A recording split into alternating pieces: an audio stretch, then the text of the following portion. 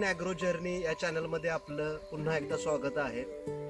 आज आपण घरच्या घरी जीवामृत कशा पद्धतीने बनवायचं आणि नारळ झाडांसाठी हे अमृतासारखं खत आहे.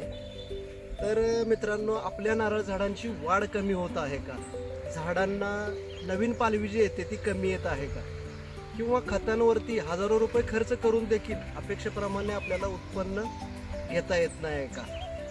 तर आजचा व्हिडिओ आपल्याला ह्या गोष्टीसाठी खूप फायदेशीर ठरणारा आहे.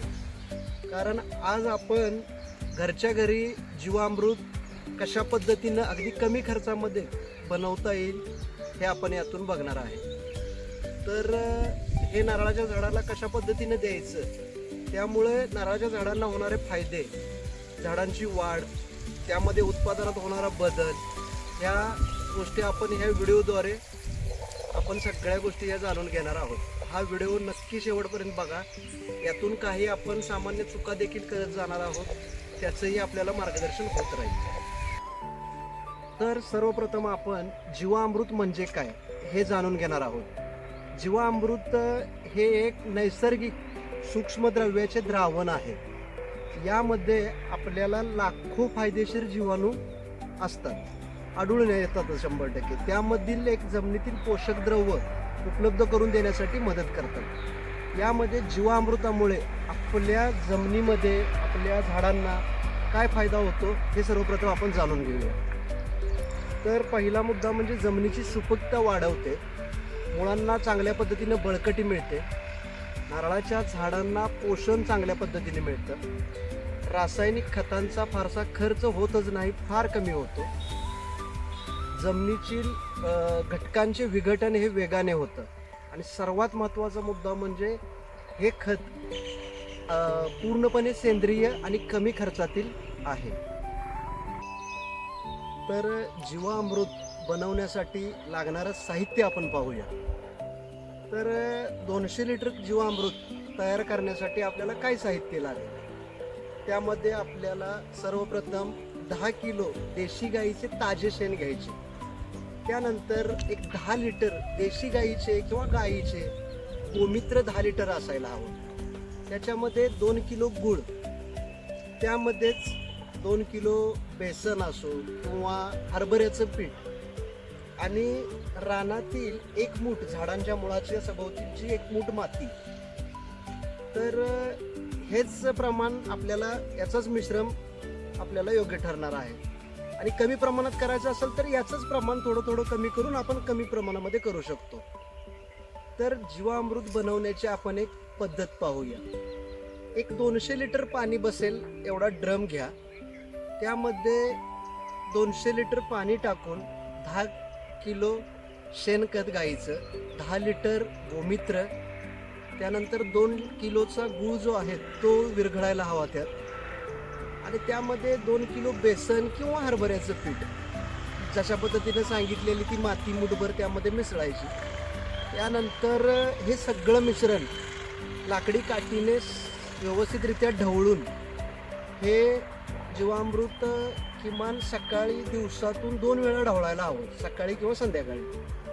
तर हे मिश्रण आपलं 5 ते 7 दिवस सावलीमध्ये ठेवा.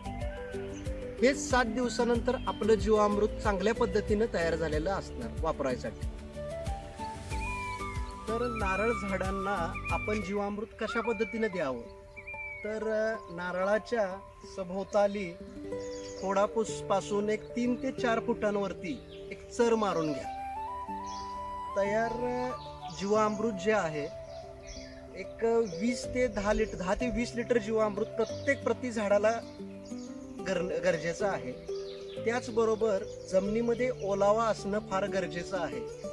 उन्हाळ्याच्या दिवसांमध्ये सकाळी लवकर, पहाटे आणि संध्याकाळी वापरणं फार गरजेचं आहे. आणि एक जीवामृत आपण 15 ते 20 दिवसांनी वरचेवर देत राहिल्यानंतर आपल्याला झाडांमध्ये खूप बदल घडून आलेले दिसून येतील.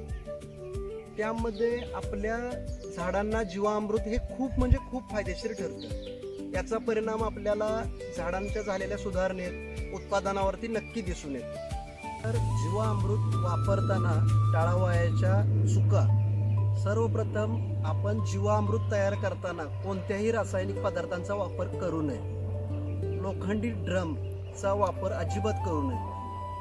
त्यामध्ये आपण थेट खोडांच्या जवळ जीवामृत अजिबात टाकू नये. तयार झालेलं जीवामृत हे खूप दिवस साठवून ठेवू नये. पूर्ण उन्हामध्ये जीवामृत देखील तयार करू नये. ह्या चुका टाळल्यानंतर जीवामृताचा जास्तीत जास्त फायदा 100% उत्पादनाला फायदा, झाडाला फायदा हा आपल्याला ह्या जीवामृताच्या माध्यमातून 100% होतो. तर मित्रांनो, जीवामृत हे नारळ झाडासाठी प्रभावी आणि कमी खर्चिक सेंद्रिय पर्याय आहे. योग्य पद्धतीनं आपण जर तयार करून नियमित वापर केल्यास जमिनीचे आरोग्य सुधारण्यास मदत होते, तसेच झाडांच्या वाढीला पण मदत होते. याचा परिणाम आपल्याला उत्पादनावरती दिसून येतो. आणि या पद्धतीनं हा व्हिडिओ, ही माहिती जर आवडली असेल तर नक्की सबस्क्राईब करा, शेअर करा आणि आपल्या शेतकरी मित्रांसाठी जास्तीत जास्त हा व्हिडिओ शेअर करावा. तर मित्रांनो, आजचा व्हिडिओ आपल्याला कसा वाटला? आपला व्हिडिओ आवडला असेल तर आपल्या व्हिडिओला लाईक करा. आणखी ही माहिती इतर लोकांच्या पर्यंत पोचावी यासाठी आपल्या व्हिडिओला शेअर करा. तसेच शेतीविषयक आणखी नवनवीन व्हिडिओ, नारळ बागेसाठी फायदेशीर दृष्टीने आणखी नवनवीन व्हिडिओ पाहण्यासाठी आपल्या चॅनलला सबस्क्राईब करा. तसेच बेल आयकॉन दाबायला विसरू नका. धन्यवाद.